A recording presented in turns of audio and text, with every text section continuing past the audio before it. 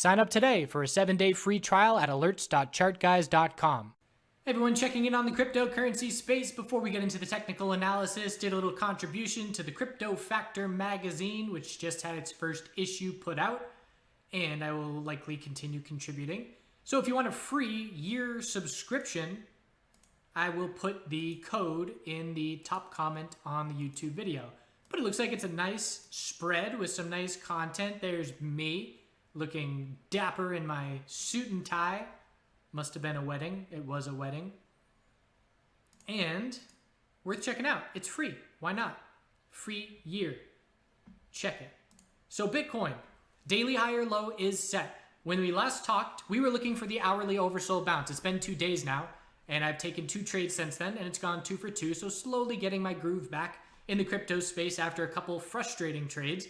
So entered on this bounce, only had 1 order fill, and this is an example of being a little bit aggressive in the sense that when we know everybody's watching a key level, we have to go a little bit above that level if we want to skip the line, so to speak. If you have a new restaurant opening up in town and everybody wants to go and it opens at 8 p.m., you go before 8 p.m. to try and get in. It's the same thing. If everybody's going to be looking for the first hourly oversold conditions, you start to scale in, if you want to be aggressive, a little bit above 30 RSI.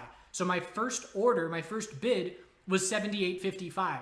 And then I had other ones at maybe 78.11 and 77s, but only 1 filled, but it was enough. And I sold at 80.99. That was just my rough visual target, looking for an hourly lower high. Ended up being a really nice, almost nailing the bottom and the top. That certainly will not happen often, but it's nice when it does. So locked in that trade, then went back to all cash and was watching the daily exponential support. And I did the same thing. I set my bids with the first few bids above that exponential support level, a couple bids right on it, and then a couple bids below it. Or I had 4 bids total, but spaced out. So I filled 2 of them, and 2 of them did not fill. So my fills were at 77.55, 77.10. So that gave me an average of 77.35 or so. I then sold half of my position. I was sitting there thinking, do I want to sell half? Do I want to ride this out, bigger picture? And it was a 12-hour time frame that gave confidence, thanks to one of our members for posting this, because I saw that we were in a straight pullback, and the size of the bull move and the size of the pullback made me even more confident entering, because it's an anticipated equilibrium. So it looks like that equilibrium is forming. Is that our lower high at 81.32? Potentially. Happened very quickly. Right now, 76.71 is the most important support, because if that level is lost, we are then in a 12-hour downtrend, and that tells us further pullback is coming on this daily time frame. So this morning, I had a decision. I could either hold my full position and go for some higher risk, higher reward, or I could sell half of it and be 0 risk in the trade. So knowing that I had a lot of work to do this morning, setting up for stocks, doing my live streaming for stocks and all that, I didn't want to babysit this position. At that point in time, we were up at about 78.30 or so. So I decided to just sell half of my position at 78.30, have 0 risk on the trade, and I'm still in half a position right now. And due to the size of this hourly pullback, looking a little bit toppy, so I may be looking to exit the second half of my position on an hourly lower high once we get it, and then I would be back to all cash. So just locking in some nice little short-term winners while we wait for the bigger picture to shape up. I would ideally like to hold this for a daily higher low and see continuation over 84.70 for a higher high on the daily chart, but the size of the pullback at this point on the hourly and the size of the volume behind it, not ideal. So I'll probably wait a few more hours and then establish where I'm going to put a stop loss, where I'm going to move up my stop loss to, and we'll see how it plays out. So some other notes, you may have been observing in the past how Litecoin and BCH have given us some early signals. And that was the case again today. Look at Litecoin on the daily chart, higher low, straight to a higher high, and BCH, higher low and higher high as well. So both Litecoin and BCH have hit higher highs on the daily, and those 2 names were both the first to start their meaningful bounces when we hit our bottom. I believe they were the first to change their weekly trends back when we hit our bottom when Bitcoin was in the $3,000 to $4,000 range. Litecoin changed the weekly trend. I believe BCH changed its weekly trend, and then everybody else followed. Does this mean we're headed for daily higher highs? Potentially. I'm not going to base any trades solely around that, but it would give me a little bit of confidence. So Let's look at all these individual names now. 12-hour time frame for Bitcoin is the most clear for me. Ethereum, daily high or low is set. 135.12 is now key support. Let's see what its 12-hour time frame looks like. We're looking for a lower high compared to 148 and the potential of an equilibrium. ETH BTC dropped to a lower low. Not a ton of bear follow through, but anything under 1888 is just a daily lower high.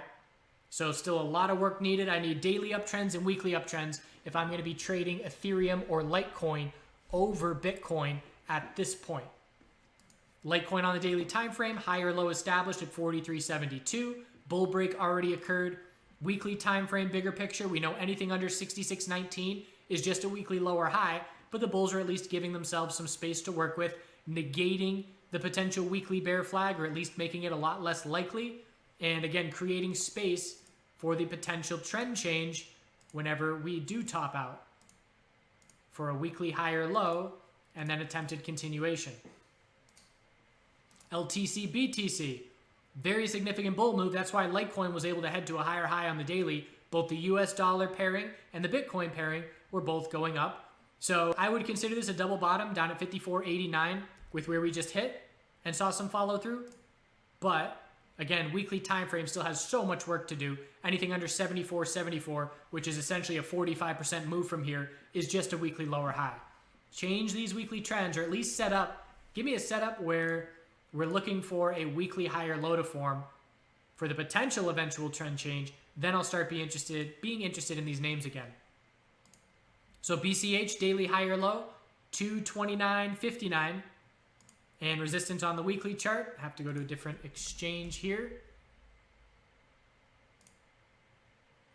302.21. Anything under that is a lower high, but a sizable bounce. Again, no weekly bear flag. Bulls creating some nice space here for a higher low. And if we can keep this move going, the closer we get to 308.21, the better. To be looking for then the weekly trend change. Keeping that on watch for the sector as a whole. XRP USD, daily higher low trying to form here at 20 cents. And due to the size of the pullback, we would be looking for a lower high compared to 22.57. Bulls certainly want more follow through than this. Worst case scenario for the bulls would be for a weak bounce and a drop to a lower low. Bulls want to see a significant bounce for an equilibrium. BNB, daily higher low, 14.11. Bulls have to break 15.32. And with where we stand, this is what determines probability of continuation versus probability of an equilibrium. Binance needs 3.64% for a daily higher high. XRP, for a daily higher high, needs a whole bunch more. We need 9%. Very big difference between those two setups. Link USD has not consolidated enough for a daily higher low to form. Higher low every day now. So bulls keeping their control with the 4-hour uptrend and a double bottom at 210. So we're not going to see a daily higher low unless we break the pattern of a 4-hour uptrend. So resistance, 225 and 235. If we lose the 4-hour uptrend, we'll watch daily exponential support as a visual target. And we'll look for that daily higher low. XTZ USD. So bulls pulling back a bit more than they would like. Have to hold 122, and the line in the sand short term is 140. That's a double top of resistance. It's the highest price that we've seen in 2 weeks at this point, and we have to break that level for our weekly higher low to then be set, and then we would look for a weekly lower high compared to 184. All about 140 resistance in the short term for the XTZ bulls. So that's where we stand in the cryptocurrency space as a whole. Again, a little bit more pullback than the bulls would like, but still an hourly uptrend on Bitcoin. So giving the bulls some chance to play out and trying to hold my position for a daily higher low into continuation. And if I really want to try and hold it, I will just set my stop below the current low, which is essentially break even for me if that were to trigger. It would leave me small profit. So always ideal when worst case scenario is small green profit and best case scenario is big green profit. And that's currently where this setup is, thanks to the partial position sell. Hope you're well, do good things out there, have a great weekend, and we will see you in the near-term future. Check out the magazine. So this is my current trading setup, and as traders, not only do we need emotional and psychological balance, but we need physical balance as well. So I use this monitor more, as there's more information on it during the trading day. So my head is cocked to the left more. So every month I switch my monitors to either side of the computer, because the last thing we want to be doing is strengthening one side, or I should say weakening one side of our necks and our backs. We want to be keeping things as balanced as possible. So just a suggestion for you all as well, make sure you're moving things around and trying to keep as much balance on the wear of your body as possible. That's trader tip number 642.